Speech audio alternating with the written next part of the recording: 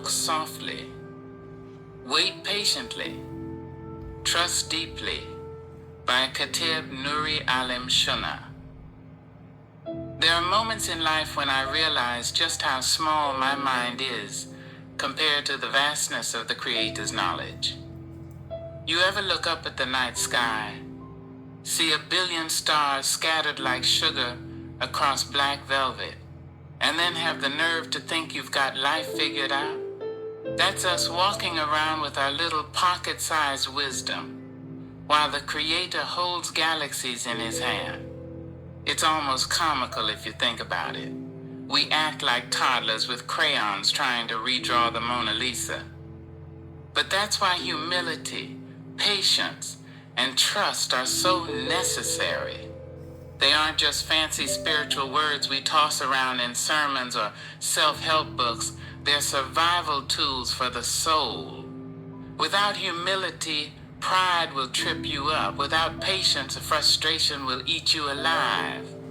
And without trust in the Creator's plan, your heart will be restless, always chasing answers that aren't ready to be revealed. Now, don't get me wrong. Patience doesn't come naturally to me. And if you're honest, probably not to you either. We're microwave people serving a slow-cooking Creator. We want our blessings reheated in 30 seconds, while the Creator is still marinating the meat, slow roasting it with purpose, seasoning it with lessons, and letting the flavor settle into our soul. And here we are tapping our foot at the stove like, come on now, I've been waiting 5 whole minutes. Life has a way of teaching patience, whether we sign up for the class or not. And trust me, I've sat through more than a few lessons I didn't want to enroll in. Times where bills stacked up higher than my faith. Times where friendships ended without explanation. Times where I felt abandoned by the very Creator I prayed to. I've had moments of shaking my fist at the heavens, demanding, why me? Why now? Why this? But here's what I've learned. Not every why gets answered right away. Sometimes the Creator answers with silence. Sometimes he answers with a lesson years later. And sometimes the answer never comes until eternity. But even then, he knows. He knows every detail, every tear, every sigh, every unspoken prayer. He knows when a leaf falls to the ground. How much more the weight of a human heart. I can still hear my grandmother's voice on that porch on Orleans and White Street. Cicadas buzzing in the summer heat. Her rocking chair squeaking like it was testifying to the truth she was about to drop. She leaned over to me and said, Kateb, treat people the way you want the Creator to treat you on Judgment Day. Now, that might sound simple, but let me tell you, that line shook me more than a Sunday morning sermon. Because when you really chew on it, if I'm impatient, unkind, stingy with forgiveness, how can I stand before the Creator expecting him to shower me with patience, kindness, and mercy? Grandma didn't need a pulpit. She didn't need big words. She had porch wisdom, short, sharp, and straight to the soul. And let's be honest, most of us struggle with that. We want mercy, but don't always give it. We want people to understand us, but we barely try to understand them. We want grace for our mistakes, but gossip about somebody else's. My grandmother's words were a mirror. And let me tell you, mirrors can be rude, but they don't lie. Now let me shift gears a bit and share a little folklore, because wisdom sometimes hides better in a story. There was once a fisherman in a small coastal town who prayed every day for a big catch. He said, Creator, bless me with abundance, and I'll share it with the whole village. Day after day he cast his nets, but only pulled up a few small fish. Frustrated, he cursed the sea, stomped home, and muttered that the Creator wasn't listening. Down the road, there was an older fisherman with a rickety boat, half a net, and one good eye. Folks laughed at him, said he was too old and too weak to bring in much, but every day he went out, hummed songs to the sea, pulled in a modest catch, and always gave away half of what he had. One season, a storm tore through the town, sinking boats and scattering nets. The younger fisherman lost everything, but the old man's little shack, built humbly on high ground, stood firm. And when the storm cleared, his garden, fed by the rain, bloomed wildly. He had food when the market was empty, and he shared it freely. When the younger fisherman finally swallowed his pride and asked how he had survived with so little, the old man smiled with that one good eye and said, "I never measured blessings by size, only by timing. The Creator always gave me enough, and enough is plenty when you trust." That's humility, that's patience, that's trust. It may not sound like a miracle, but let me tell you, it's the kind of everyday miracle most of us miss because we're too busy waiting on the lottery of life instead of recognizing the daily bread in our hands. And humor has its place in all of this too. I can't help but laugh sometimes at how we act with the Creator. We're like kids in the back seat on a long road trip. Are we there yet? Are we there yet? Are we there yet?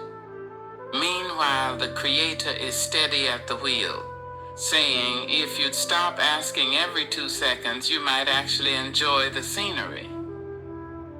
Humility is realizing we're not the driver. Patience is learning to enjoy the ride. Trust is knowing the destination is worth every bump in the road. And here's the kicker. Our intentions matter more than we realize. The reward of every deed is tied to the intention behind it. You can fool me. You can fool your neighbor. You can even fool yourself if you try hard enough. But you cannot fool the Creator. He sees through the masks, past the polished words, right into the core of your heart. If I'm kind just so people can see me as holy, I've already received my reward. But if I'm kind because I know the Creator has been kind to me, then the angels themselves smile and lower their wings in delight. That image humbles me. The thought of angels lowering their wings out of pleasure for the one who seeks knowledge and walks humbly. It makes me want to live in a way that heaven nods at. Not because I'm perfect, but because I'm trying. And maybe that's the point. The Creator never asked me to be perfect.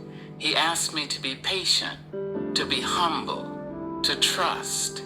Perfection isn't the path to paradise, intention is. Seeking knowledge with sincerity is.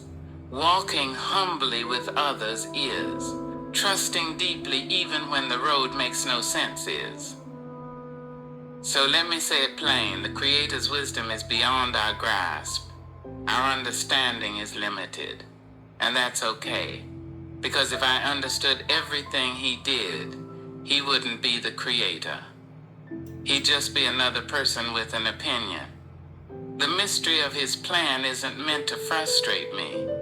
It's meant to free me from the illusion that I have to control everything. And maybe, just maybe, that's the biggest joke of all, that we spend half our lives trying to control what was never in our control to begin with. Now, if we're being real, one of the hardest things to do is to wait without complaining. Patience isn't just about passing time, it's about how we carry ourselves while we wait. Anybody can sit around tapping their foot, rolling their eyes, and sighing loud enough for the neighbors to hear. That's not patience, that's attitude with a clock. True patience is being able to say, I don't know what the Creator's doing right now, but I trust He hasn't forgotten me. That's tough though, isn't it? Because from our point of view, it can feel like we've been put on hold, and we're listening to that elevator music of life that makes no sense. You know what I'm talking about, that tinny little loop that repeats and repeats until you're about to lose your mind. You want to hang up, but deep down you know the call is too important. That's patience in real time, staying on the line with the Creator when every part of you wants to slam the phone down and storm off. And you know what really gets me? We pray for patience, and then we get mad when the Creator gives us chances to practice it. It's like asking for muscles, but complaining when the trainer hands you weights. You don't build strength by watching other people lift you. Build it by sweating, straining, and sticking with it. In the same way, patience isn't learned in the easy seasons. It's forged in the fire of delay, disappointment, and detours. My grandmother used to laugh at me when I was younger because I hated waiting for anything. If she was making cornbread, I wanted it out of the oven before the crust was even golden. If she said, we're going to the store later, I'd be by the door in 5 minutes with my shoes on. She'd look at me, shake her head, and say, baby, you don't put a cake in the oven and take it out raw just because you're hungry. Some things take time to rise. That's wisdom. And you know what? Life is a lot like baking. You've got to let the heat do its work. Take it out too soon, and you're left with a mess that sticks to the pan. Let it bake in its proper season, and you get something nourishing, something worth sharing. I think about that every time I catch myself rushing the Creator's plan. I want things to happen on my schedule, but my schedule is built on impatience. His schedule is built on eternity, and eternity always wins. Let me tell you another little story, a bit of folklore that carries its own kind of truth. There was once a traveler who came upon a farmer digging in his field. The traveler asked, "What are you planting?" The farmer replied, "Date palms." The traveler laughed and said, "Do you know it takes nearly 100 years for those trees to bear fruit? You'll be long gone before that happens." The farmer leaned on his shovel, wiped his brow, and said, "I eat dates today because someone planted trees long before me. My job is to do the same for those who come after." That's patience not just for yourself, but for generations you'll never meet. That's humility, knowing you're part of something bigger than your own lifetime. And that's trust, believing the Creator's plan stretches further than your eyes can see. Now here's where the humor sneaks back in. Most of us aren't planting date palms, we're planting microwave dinners. We want results in minutes, not centuries. We're so focused on our now that we forget there's a later being woven into everything we do. And sometimes the Creator's timing feels like He's working on a century-long plan for our 5-minute prayer. But if He's the one writing the story, don't you think He knows the ending better than we do? Here's another porch truth I learned the hard way. Leaning on your own understanding is like leaning on a chair with a broken leg. It might hold you for a second, but sooner or later you're going to be on the floor, wondering why you didn't trust something sturdier. My own wisdom can carry me only so far, but the Creator's wisdom, it never buckles. And speaking of buckling, let me just admit something. I've been stubborn more times than I can count. I've tried to force open doors that the Creator clearly locked. I've pushed against walls thinking I could climb them on my own. And do you know what happened? I ended up flat on my back, staring at the ceiling, finally realizing maybe I should have just trusted instead of wrestled. But here's the beautiful thing. The Creator doesn't shame us for those moments. He uses them. Every fall becomes a lesson.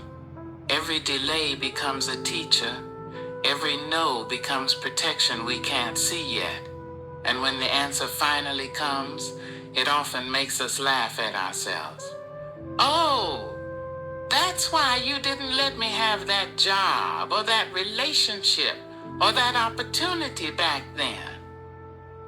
Suddenly the dots connect, and what once felt like punishment looks like mercy. I remember once praying hard for something I won't say what, but let's just call it a situation I thought I needed. I begged, bargained, promised the Creator all kinds of things if he'd just let it happen. And guess what? It didn't. At the time I was crushed.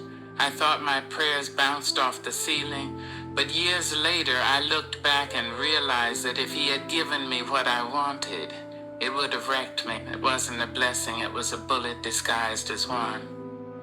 And he loved me too much to hand me the gun. That's when trust gets real, when you look back at the no's and realize they were actually the biggest yeses for your life. And don't forget, humility isn't weakness. Patience isn't passivity. Trust isn't laziness. People confuse those all the time. Humility is strength under control. It's knowing you could fight, but choosing peace. Patience is endurance. With hope is waiting without losing your joy. Trust is active faith. It's moving forward even when you can't see the whole staircase. So when we walk humbly, wait patiently, and trust deeply, we're not just surviving, we're aligning ourselves with the very rhythm of heaven. And let me tell you, that rhythm is steady. It doesn't rush, it doesn't stall. It flows like a river. And if you let it, it will carry you exactly where you're meant to be. Now I've got to throw a little humor in here because life is funny when you think about it. Have you ever noticed how kids ask why about everything? Why is the sky blue? Why do dogs bark? Why can't I eat ice cream for breakfast? We laugh at them, but honestly, we're the same way with the Creator. Why did I lose that job?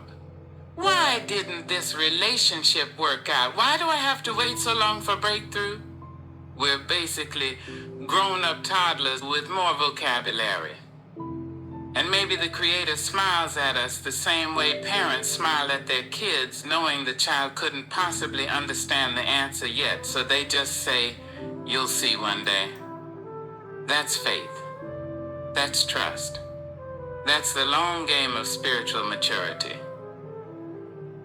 Now, one thing about trusting the Creator is that it'll make you look a little crazy sometimes. Folks will watch you waiting patiently when they would have already quit, and they'll think, why hasn't he given up yet? They won't understand how you can smile when things don't add up, or how you can keep walking forward when the road is dark. But that's what trust does. It makes you steady in storms that should have knocked you flat.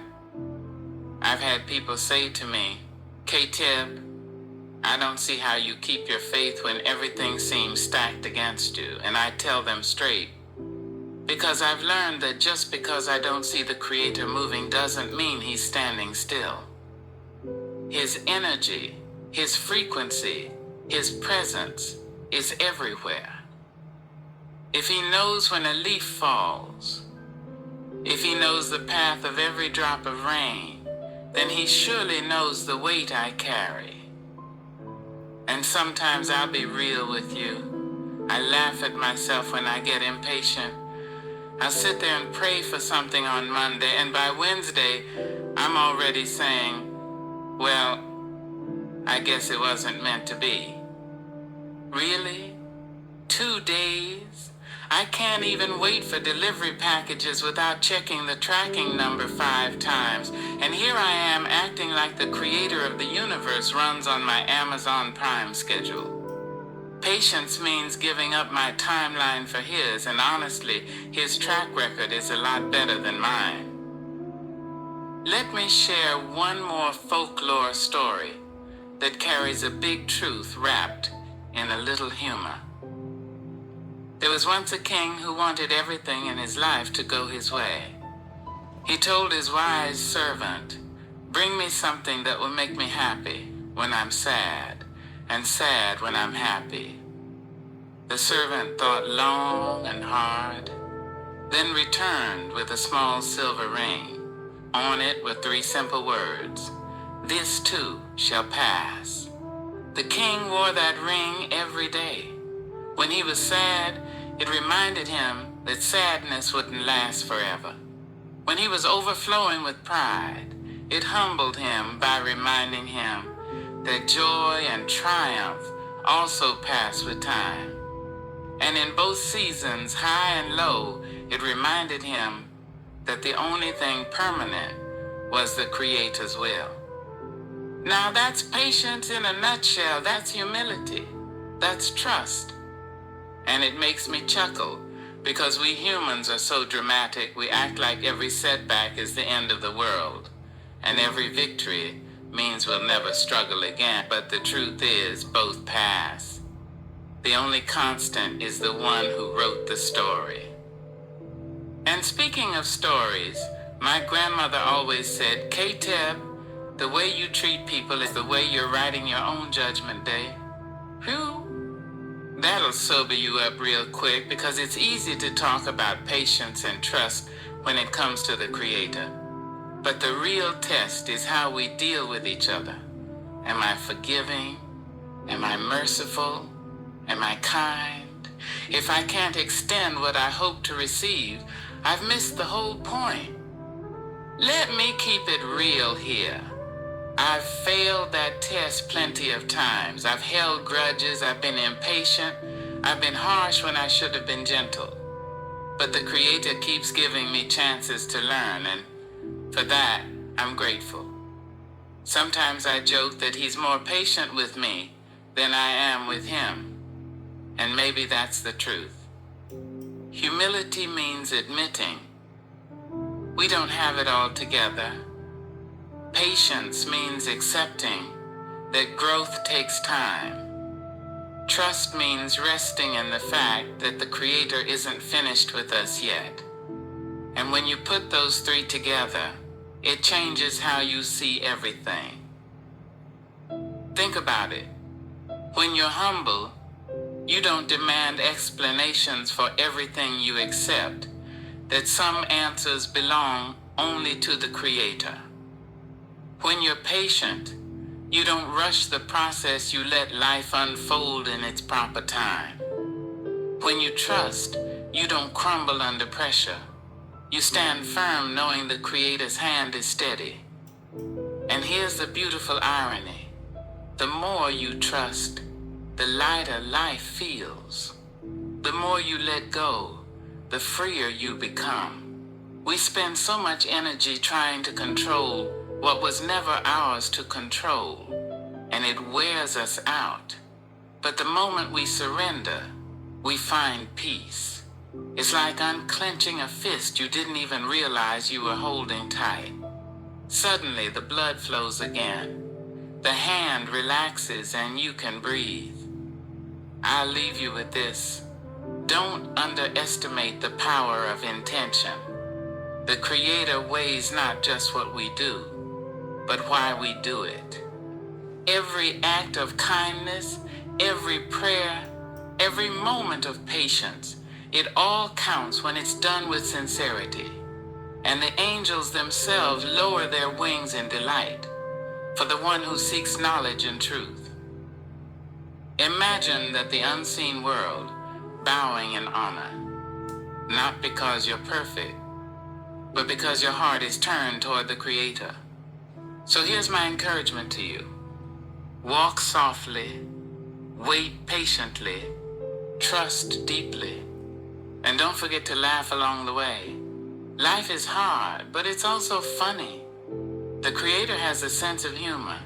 You can see it in the giraffe's neck, the platypus's face, and probably in some of the choices we make. He laughs not at us, but with us, knowing that in the end, everything will make sense. So let's stop rushing, stop complaining, stop trying to rewrite the story. Let's be humble enough to admit we don't know it all, patient enough to let the plan unfold, and trusting enough to believe the destination is worth the wait.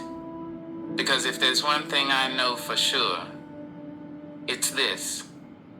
The Creator has never failed, and He's not about to start with you. Author's note. Every word in this reflection was written with the hope that it might stir something deep within your spirit. Something that reminds you that patience, humility, and trust in the Creator's plan aren't just lofty ideals, but lifelines when the storms of life press heavy on the soul. My prayer is that as you read, you don't just see my words, but feel the presence of the Creator moving between the lines, whispering peace, reminding you that nothing in your life is unnoticed and no struggle is wasted.